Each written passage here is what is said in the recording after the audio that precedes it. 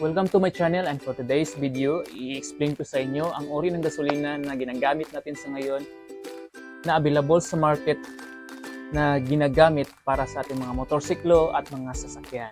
So alam naman natin yung gasolina ay nagsisilbing buhay ng ating mga motorsiklo na kung wala ito ay hindi tayo makapagpunta sa lugar na gusto natin puntahan, sa trabaho at ano pa mang gamit ng ating mga gasolina, regular man o premium. Ayan. So sa video ito, pag-uusapan natin kung ano yung regular at saka premium. At explain ko sa inyo kung bakit may mga binibenta pa rin unleaded na nakalagay sa mga gasolinahan. Ayan. So as you can see, meron tayong ditong gasolina. Ito yung regular, green yung kulay, at saka ito yung premium, reddish pink yung kulay. Ayan. So alam na natin kung alin yung regular at saka premium base sa kulay. Ayan. So sa hindi nakakaalam, lahat po ng gasolinang ito, itong dalawang tong gasolinang to ay unleaded po. So may mga iba kasi is confused kung kasi nga 'di ba sa manual natin kikita natin at prescribed na gasolina sa ating mga motorsiklo or mga sasakyan is unleaded. So may mga gasolinahan na nagbibenta na nakalagay doon is unleaded at ang isa is premium. So confusing kasi nga unleaded yung nakalagay. So iisipin nung bumili ng gasolina o yung mga baguhan na wala pa talagang alam sa gasolina is yung premium, hindi unleaded. So for the information sa mga baguhan at wala pang alam, itong dalawang to is unleaded. So wala na pong binibentang gasolina na leaded. Na matagal na yung panahon na miss out na po ang leaded na gasolina sa buong kapuluan at bansa o sa buong daigdig. So as you can see, meron akong tatlong manual ng XRM, manual ng Click, at manual ng RS125FI. So sana nabasa ko lahat ng mga nakasulat dito sa tatlong manual na to. Ang nakalagay is 91 research octane number ang prescribed na gasolina ng mga motorsiklo. So pasok siya sa regular, which is 91. So kung mababa, hindi siya prescribed. Mababa sa 91 RON yung gasolina. So ito namang special is or premium is nasa mga 94 to 100 research octane number.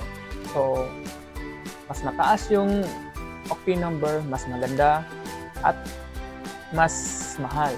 Siyempre, pag mas mahal, mas maganda. So ito yung minimum na gasolina na pwede sa ating mga sasakyan. So lahat po unleaded, wala na pong leaded. Yan.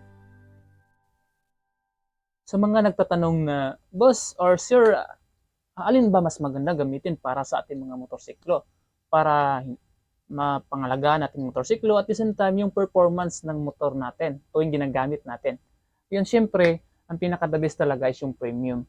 So may naririnig ako na mas maganda yung unleaded daw kasi maganda yung sunog. Pero sana sa pag-research ko, yung premium ang pinaka-the best. Kasi nga yung compressor ratio at saka yung output ng performance ng is maganda at napoprotektahan niya yung makina. Ayan. So mas maganda itong premium kaysa regular.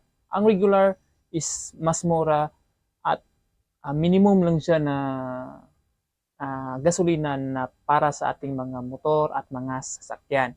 Mas scooter man, underbone, or yung mga big bike na mga motor. So, premium talaga yung pinaka-the best. Ayan. So, mas maganda kung alam natin kung saan tayo bibili ng gasolina na sa tingin natin mas maganda yung quality kaysa yung mga sa ibang mga gasolinahan na sa tingin natin parang nasa tingin natin na parang nakulangan tayo pag ito yung ginamit natin, pero mas maganda itong nasubukan ko ito kasi mas maganda sa motor natin. Yun kasi mafe-feel natin yan sa takbo, sa rangkada, sa performance, mafe-feel natin kung alin yung swak na brand ng gasolina na swak sa ating pagmamaneho. Ayan. So, hindi ko advisable na magpakarga kayo ng mga gasolina na smuggled. Yung iba kasi binebenta ng tinitingi yung mga smuggled na gasolina. So, hindi natin alam kung wala ba talagang halong tubig o anumang mga chemical na makakasira sa ating mga sasakyan at mga motorsiklo or sa makina ng ating mga sasakyan. So, dapat maingat pa rin tayo sa pagbili ng gasolina at alam natin kung alin yung tamang gasolina na akma at sa tingin natin mas maganda para sa ating mga sasakyan. Pero mayroong nagtatanong na, Boss, paano kung magpinaghalo or napaghalo yung regular at saka premium? Okay lang ba na gamitin? Siyempre, okay lang yan mga boss kasi nga, ang regular is 91. Ito is nasa mga 94 to 100 research octane number. Depende sa manufacturer o yung mga brand na premium gas. Yung iba 94, 95, 96. Pag pinaghalo ng regular, okay lang siya. So, doon nalalabas yung made-graded na gasolina. Kasi nga, na-mix mo yung...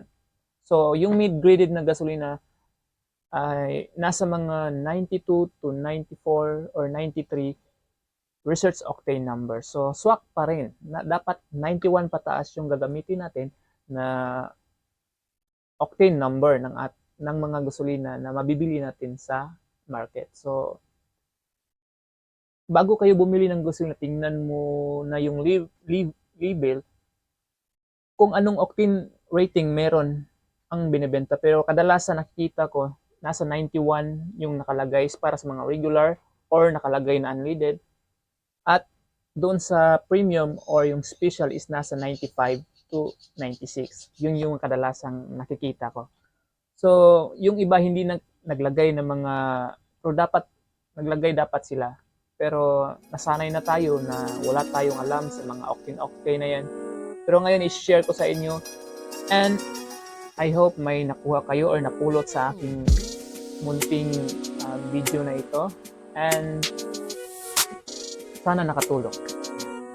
So sa mga baguhan o sa mga bago pa sa aking channel, please do subscribe para mas ganahan pa po tayong mag-upload ng mga videos kalaman sa bagong motor, tips, rides, reviews, etc. So, salamat sa panonood and peace out.